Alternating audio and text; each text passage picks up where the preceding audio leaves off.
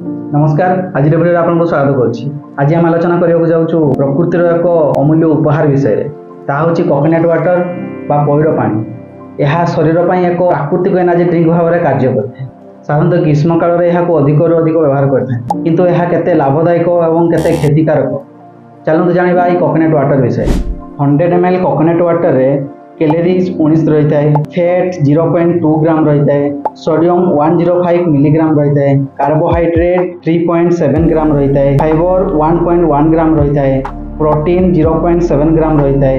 एथिरे सबुठारु पोटासियम मात्रा अधिक रही है 253.6 मिलीग्राम रही है और विटामिन्स रही है। क्षुद्र बा कम बयसर पैड पानी सबुठारु मीठा होता है और प्रभावशाली होता है।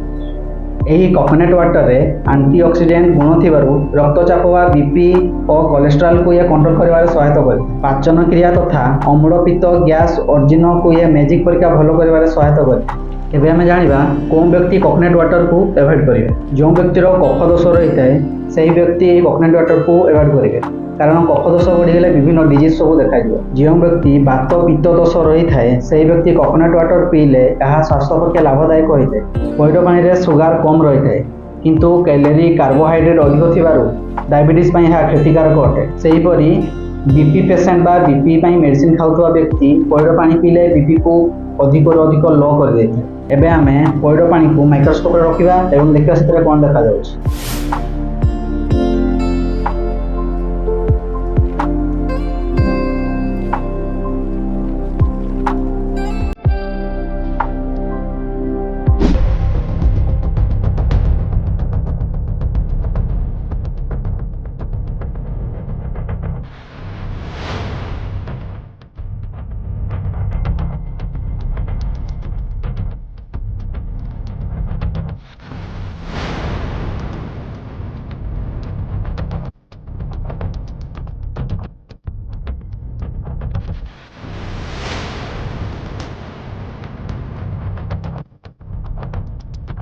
भिडियोटी भल लगी लाइक शेयर सब्सक्राइब करने को भूल।